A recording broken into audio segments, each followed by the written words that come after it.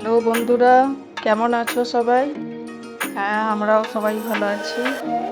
সামনেই তো হোলি।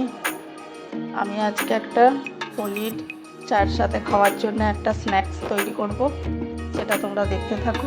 আজকে আমি 4টে আলু কেটে নিয়েছি, ছাড়িয়ে নিয়েছি। এবার আলুগুলো কেটে নেবো। 4টে পেঁয়াজ আছে, পেঁয়াজটা কেটে পেঁয়াজটার আমি একটু বেরেস্তা বানিয়ে নেবো। ভালো করে বেরেস্তা বানিয়ে নেওয়ার পর আমি ময়দাটা মেখে নেবো। হয়ে গেছে। এবার পেঁয়াজটা কুচিয়ে বেরেস্তাটা বানিয়ে নেব। আর আলুটা কুকারে 2টো সিটি লাগিয়ে নেব। করে গেল। এবার আমি আলুটা বন্ধ করে দিচ্ছি। এদিকে আমি বেরেস্তার পেঁয়াজটা কেটে রেখেছি বানানোর জন্য, আর একটু পাঁপড়ের মধ্যে ফেলে রেখেছি, কারণ জলটা একটু ভালোভাবে শুকিয়ে গেলে তবে যে বেরেস্তাটা ভালোভাবে ভাজা যাবে। ময়দাটা নিয়ে নেব। প্রথমে আমি এক বাটি দিলাম, আর 1 বাটি দেবো। আমি 2 বাটি ময়দা দিয়ে দিলাম।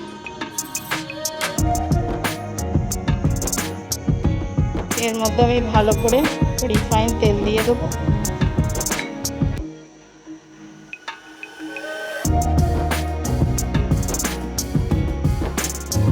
এর মধ্যে একটু চুটকি ভর নমক দিয়ে দেবো। এবার আমি এটাকে ভালো করে মেখে নেব জল দিয়ে। মেখে নেওয়ার পর কিছুক্ষণ আমি এটাকে কাপড় দিয়ে ঢেকে রেখে দেবো। এটা কিন্তু ঠিক এইভাবে মাখতে হয়, একটু যেন লুজ ঠিক না হয়, ঠিক এরকমই থাকে, তাহলে কী হবে, জিনিসটা ভালো হবে। আর উপর থেকে একটু চাইলে রিফাইন তেল লাগিয়ে রেখে দিয়ে ঢেকে রাখবো কিছুক্ষণ।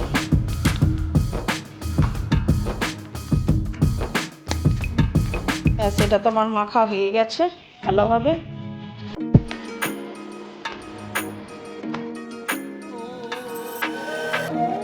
এবারে এটা আমি 15 মিনিটের জন্য ঢেকে দিচ্ছি কাপড় দিয়ে। 15 মিনিট হয়ে গেছে। এবার আমি এর ঢাকা খুলে দেবো, দিয়ে এবারে আমি প্যারা কেটে নেবো।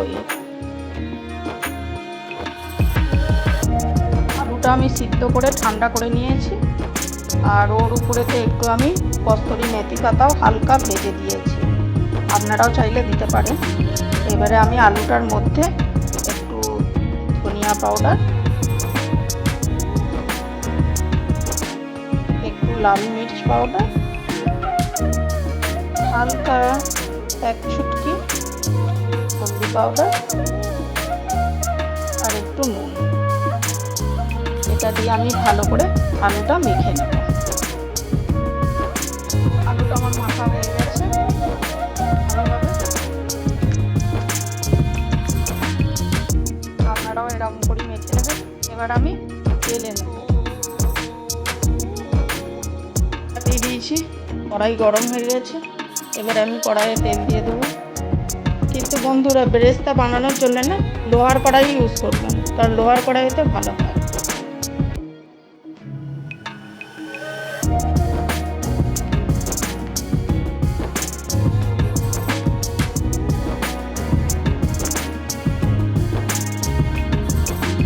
তেল গরম হয়ে গেলে আমি দিয়ে দেব।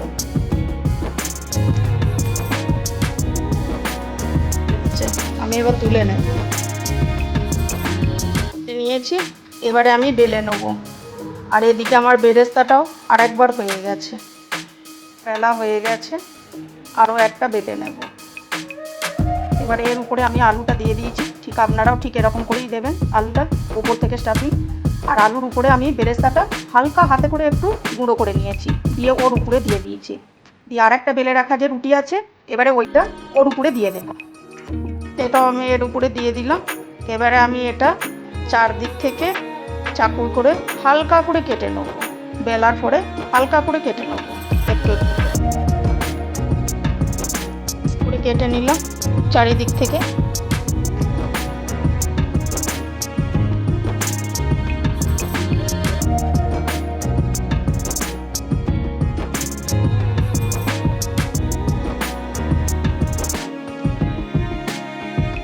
ঠিক এরকম করে কেটে নেব।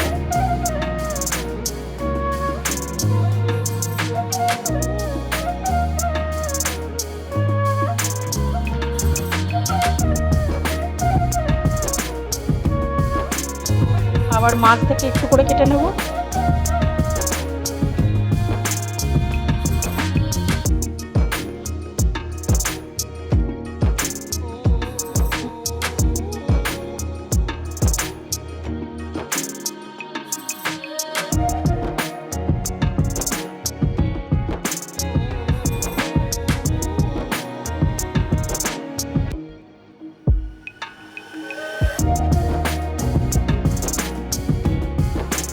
আমার তো আর এটা বন্ধুরা হয়ে এলো। আপনারাও সবাই বানানো শুরু করে দিন। আর আমি ওদিকে চাও চাপিয়ে দিয়েছি। এটা এবার আমি তুলে নেব, দিয়ে তারপরে আবার আমি দিয়ে দেবো কড়াইয়ে। আমার তো এটা হয়ে গেছে। আমি তো চলে এলাম চা আর স্ন্যাক্স নিয়ে টি টেবিলে। এবার তো আমরা বসে খাবো। আগার বন্ধু আপনাদের আগার এই রেসিপিটা ভালো লাগে তো লাইক শেয়ার সাবস্ক্রাইব জরুর করবেন। আজকের ভিডিওটা আমি এখানেই শেষ করছি।